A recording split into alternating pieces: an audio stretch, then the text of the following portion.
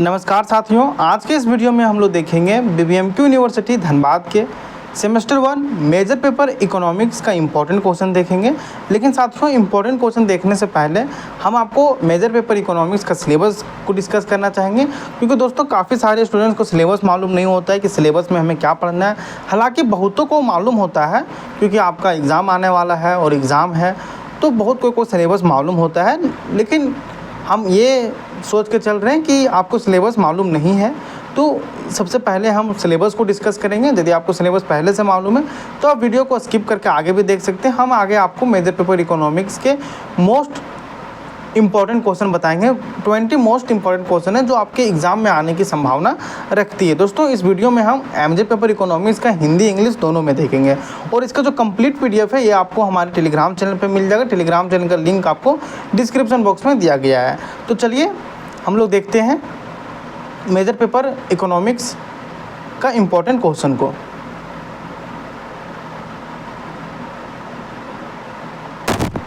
ये रहा दोस्तों आपका DMA guess paper major paper economics का सेमेस्टर 1, जिसमें से आपको फुल मार्क्स से साथियों वो है आपका 100 अंक और आपको पास होने के लिए चाहिए 40 अंक। आप बोलिएगा सर फुल मार्क्स कैसे 100 अंक है? आपका 75 मार्क्स का जो होता है वह तो होता है आपका एक्सटर्नल, और मेजर पेपर में आपका होता है दोस्तों इंटरनल और प्रैक्टिकल, तो ये मिला को हो जाता है आपका 25 अंक। तो इस प्रकार आपका मेजर पेपर में हो जाता है 100 अंक, जिसमें से पास होने के लिए आपको कम से कम 40 अंक लाने अनिवार्य होते हैं। और इसमें क्रेडिट आपका 4 है। और क्रेडिट क्या होता है, जब आपका रिजल्ट आएगा तो उसमें हम आप लोग के रिजल्ट में बताएंगे आप कैसे SGPA वगैरह निकाल सकते हैं, क्योंकि ये आपका क्रेडिट से ही निकलता है। तो कोई ना, चलिए सबसे पहले हम लोग सिलेबस को देख लेते हैं। इसके बाद हम लोग देखेंगे इम्पोर्टेंट क्वेश्चन हिंदी इंग्लिश दोनों में। दोस्तों, यूनिट 1 में आप लोग को पढ़ना है सब्जेक्ट मैटर ऑफ इकोनॉमिक्स, और यूनिट 1 में ही जो दूसरा टॉपिक है वह है आपका nature and scope of economics. तीसरा है साथियों वह है आपका methodology in economics, deductive and inductive methods, central economic problems, scarcity and choice, production possibilities curve. Unit 2 में पढ़ना है कंज्यूमर बिहेवियर, जिसमें पढ़ना है आप लोगों को कार्डिनल यूटिलिटी एनालिसिस। इसी प्रकार आप इसे चाहें तो स्क्रीनशॉट लेके देख सकते हैं, क्योंकि और इसका जो कंप्लीट पीडीएफ है ये हम आपको टेलीग्राम चैनल पर साझा कर देंगे, तो वहाँ से भी आप इसे देख सकते हैं। और आप सिलेबस को यहाँ से स्क्रीनशॉट ले लीजिए, क्योंकि दोस्तों हम लोग सिलेबस को एक एक करके यदि डिस्कस करेंगे तो वीडियो काफ़ी लंबी हो जाएगी। चलिए हम लोग डायरेक्ट इंपॉर्टेंट क्वेश्चन की ओर बढ़ते हैं। साथियों, जो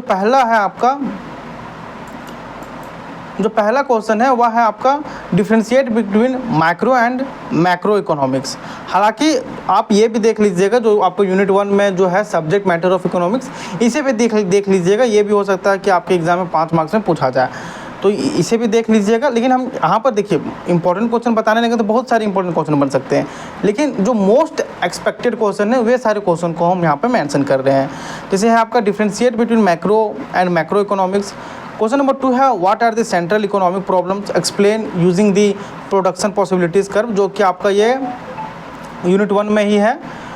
और क्वेश्चन नंबर 3 है explain deductive and inductive methods in economics. Question number 4 है साथियों distinguish between positive and normative economics.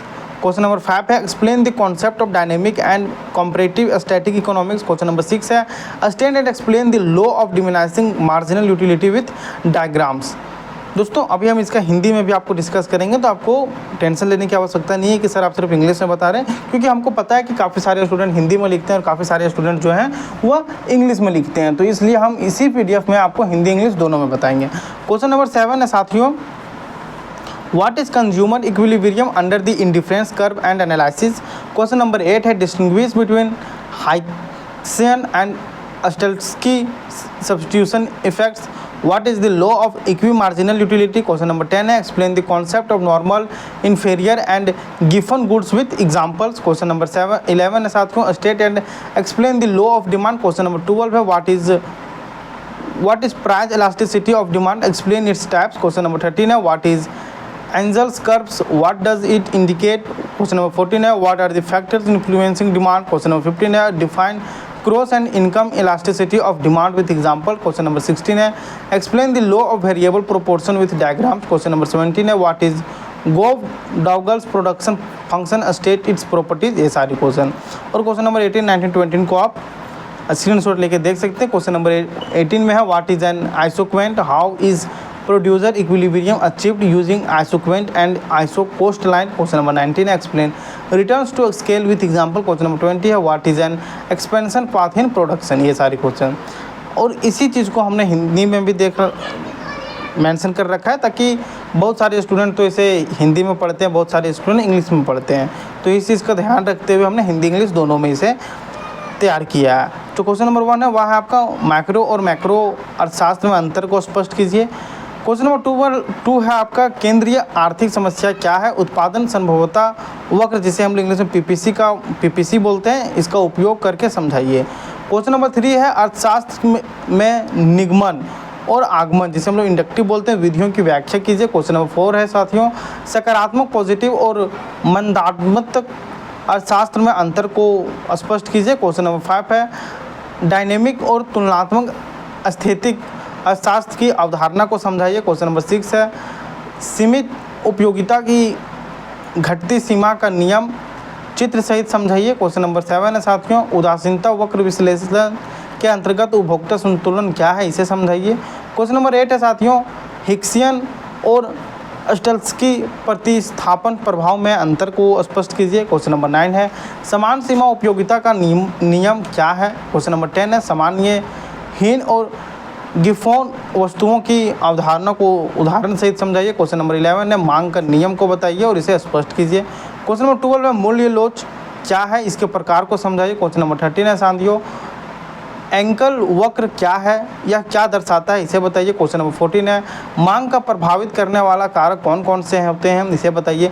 पारस्परिक और आई लोच को उदाहरण सहित परिभाषित कीजिए। क्वेश्चन नंबर 16 है साथियों परिवर्तनशील अनुपात का नियम को चित्र सहित समझाइए। क्वेश्चन नंबर 7 है कॉब डगलस उत्पादन फलन क्या है, इसकी विशेषताएं बताइए। क्वेश्चन नंबर 18 है साथियों आइसोक्वेंट क्या है, आइसोक्वेंट और आइसो कोस्ट लाइन का उपयोग करके उत्पादक का संतुलन कैसे प्राप्त होता है, इसे बताइए। क्वेश्चन नंबर 19 है पैमाने की वापसी जिसे रिटर्न्स टू स्केल बोलते हैं, इसे उदाहरण सहित समझाइए। क्वेश्चन नंबर 20 है उत्पादन में विस्तार पथ क्या होता है, इसे समझाइए। तो दोस्तों ये थे आपके मेजर पेपर इकोनॉमिक्स के मोस्ट इंपॉर्टेंट क्वेश्चन, जिसे कर लेने से आपके एग्ज़ाम में अच्छे मार्क्स आ सकते हैं। तो दोस्तों इसका जो PDF है ये हम आपको टेलीग्राम चैनल पर साझा कर देंगे। टेलीग्राम चैनल का लिंक आपको डिस्क्रिप्शन बॉक्स में मिल जाएगा।